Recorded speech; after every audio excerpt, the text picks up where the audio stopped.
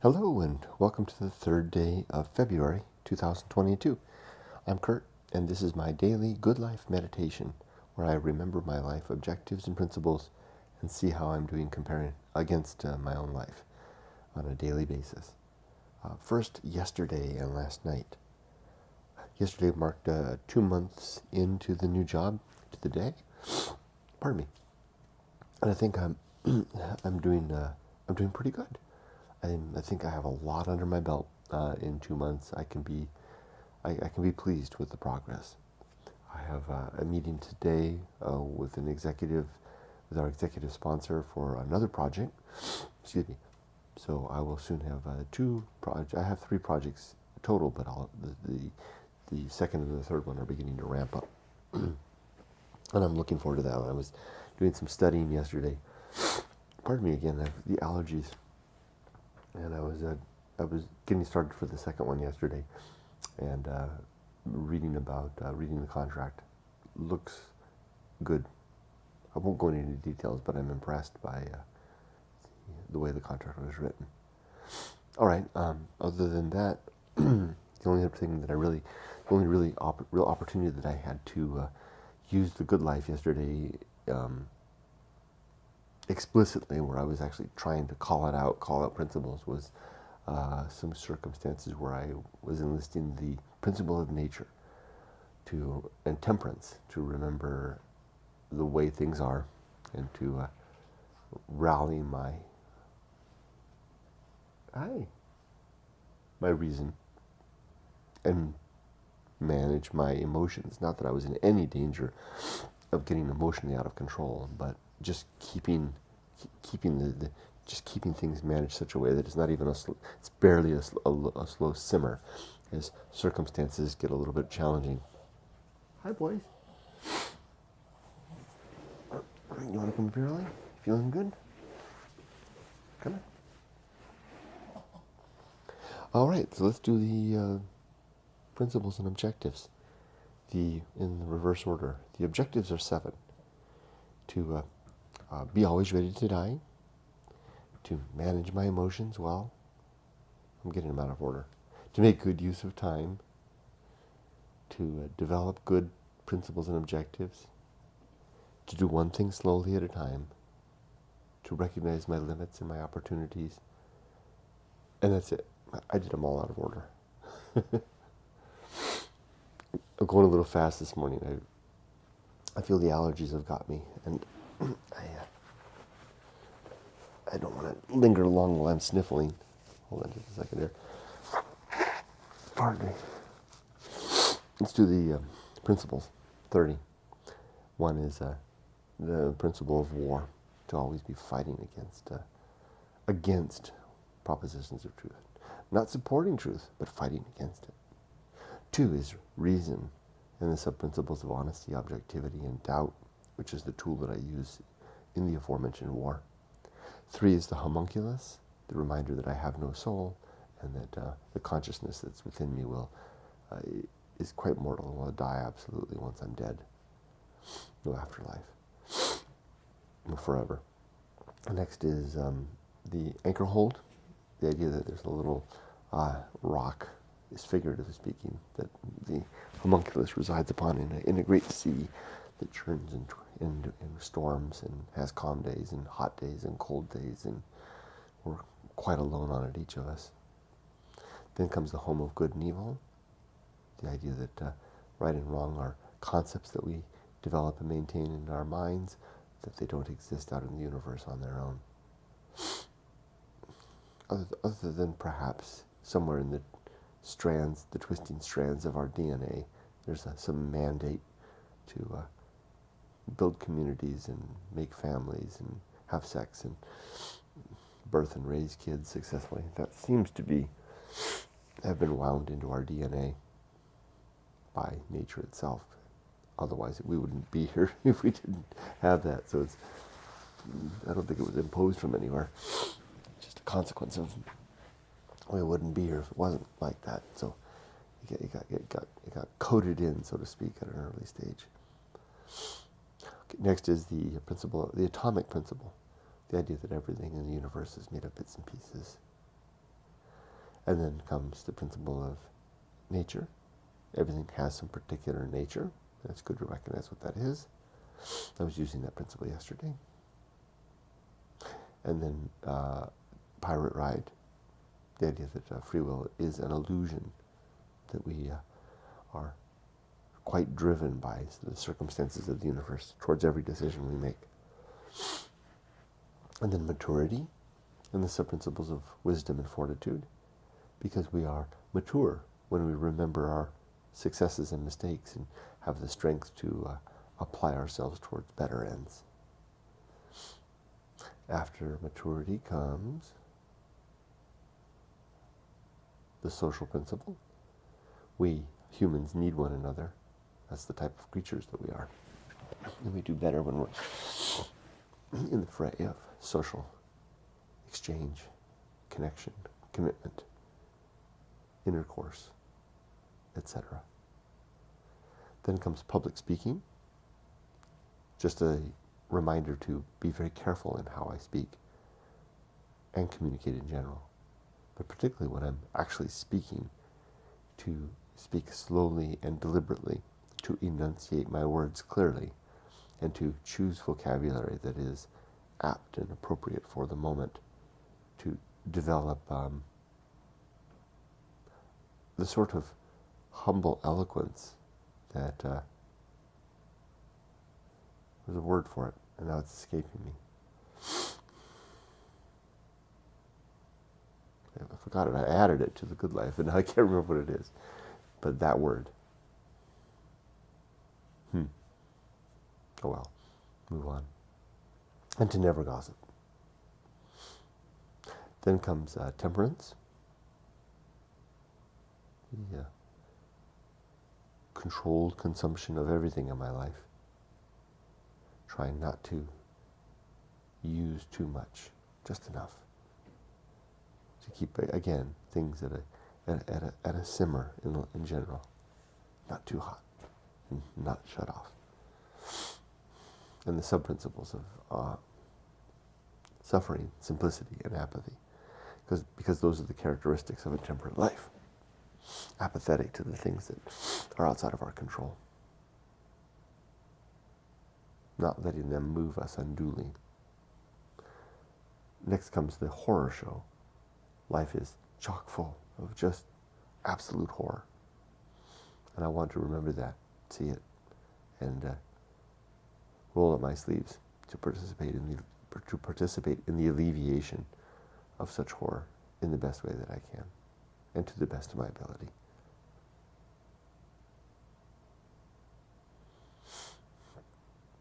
Did I skip the principle of purpose? I think I did, way back. My purpose is to be a good husband and father, community member, to help, to improve the well-being of others, and to share the story of my own mission in life, my own story, going alone, which contains these 7 objectives and 30 principles. Okay, back up. Just past the horror show comes that which must be borne. And what we must bear is the responsibility that we've elected to undertake, or which has been thrust upon us by necessity, that we know it's best that we manage and take on. Also, we have to bear pain, which comes as a result of the horror show. And we also have to bear difficult jobs, if we have a difficult job. Within reason, we can look for a better job. But we have to do some job. Unless we're so fortunate that we don't have to do any job. Poetic. Okay, after that which must be born comes distraction and agency in the great indifference. 2 principles. We distract ourselves with all kinds of things in life, our jobs and our families and our hobbies, so that we don't have to see how empty the universe is and how alone we are, utterly. And that's not the word I wanted. how alone we are, in fact, and that that apparently that death is absolute. Death is something we don't get past. So I got two principles done there. The great indifference being that vast emptiness of the universe behind the tapestry, behind the stage where we perform our lives. There's a background. It's not a curtain back there. It's a void.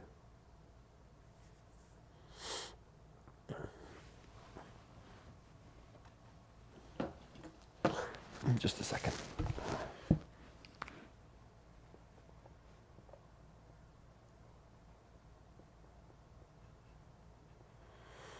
I'm so old. If I don't write it down, it'll be gone.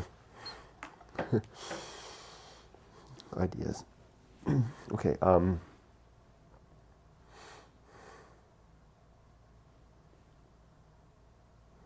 yeah. Next comes after that comes the best seat in the house, right here, right now, who I am in the moment, to not want to be anyone else or be anything else. No, that's not right.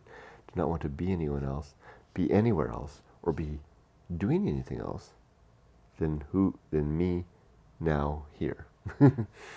All the while striving to improve my circumstance. As curious as that sounds. Then comes the path of wildness, which is a way through life, through a current circumstance into new life, through the courage to push forward by collecting facts, making a decision, and maybe tipping the scales with our gut feeling. Pardon me. Next comes the risk of avoiding risk. The surface level risks of on life, of this safe and sane education, family, career, home, savings, and the deep risk of the hero's journey of setting out to find ourselves and to come back with a glorious story, or a horrible story, or a terrifying story, or maybe no story at all if we die in the process, but having lived a story nonetheless. Okay, next comes the sin and damnation. There are, I think it's 7 sins in my worldview. Falsity, believing false things. Credulity, an over-willingness to believe. Hope, which is nothing more than desire. It's a sin when it's uncoupled from action. Hope alone is a sin. Faith, where we believe something and hold that the belief itself is sufficient evidence for the belief. Dogma, where we believe something based on some sort of a canon of text or tradition. Authority, where we believe because someone in a position of a high office somewhere tells us what they think we should believe, what they know, that what they propose, what they insist we believe, maybe. And then gossip. Oh, superstition. Man, not a good thing. And then gossip. This is it. There are 8. So we live a damned life when we indulge in those things. That's why it's sin and damnation. Complete oblivion is next. When we're dead, we will be utterly wiped out. Our consciousness will wink out when the electricity in this brain stops working, and there'll be no reunion with anybody that we left behind. There'll be no final reconciliation with any of these people, or any pets, or anything. And there'll be no justice because there's apparently no afterlife. So we need to seek after those things in the here and now. The great life adventure is one or more marquee events in life that basically form the nucleus of the story that we live. I recommend having that adventure early, or setting out on it in our 20s, after college, and before settling down in our early 30s. It's a real good time for the great life adventure. The season of philosophy is what follows later, especially if we've had a great life adventure. we have something of our own to say, a story to tell. Once you feel the words starting to come, it's good to get them out. Arena and utility. No, sorry, the bullseye aim. We strive for the mark and we usually missed. It's easy as that.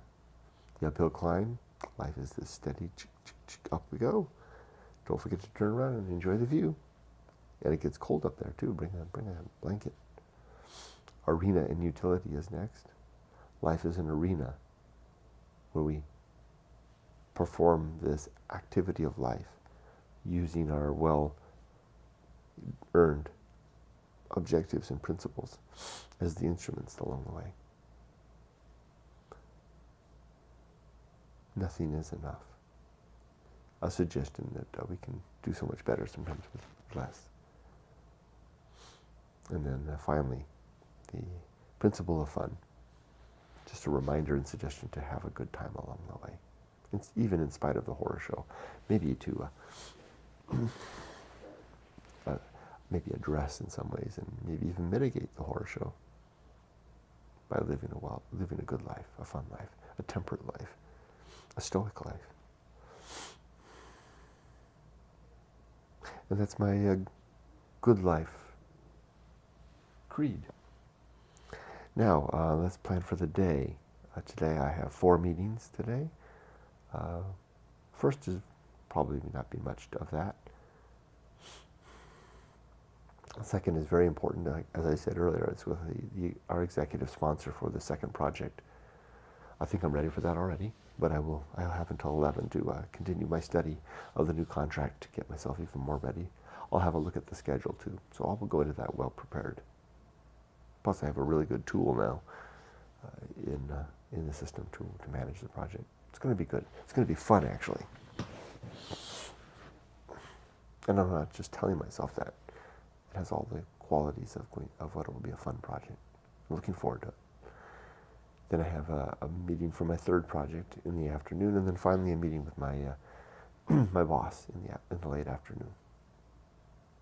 I don't anticipate any challenges today other than the simple mission to push forward and to make good use of time. And I will. I'm confident of it. And I'll ready myself for ambush. Anything from an unexpected human encounter that might be challenging.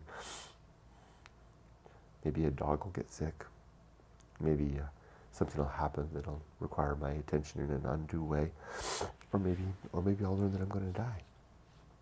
Or maybe I will die today. I'll have time to think about it. I'll prepare myself for all of those things, largely through this very active meditating on what's important to me every morning and preparing my mind for today. So I'll make sure my book is in good order, sitting right there. Emily can find it. Make sure that when I see my family, I tell them I love them. Pet the dogs. Make sure they're well cared for. Yeah. I think my house is in order. I wish you all the best. Be safe, but not too safe.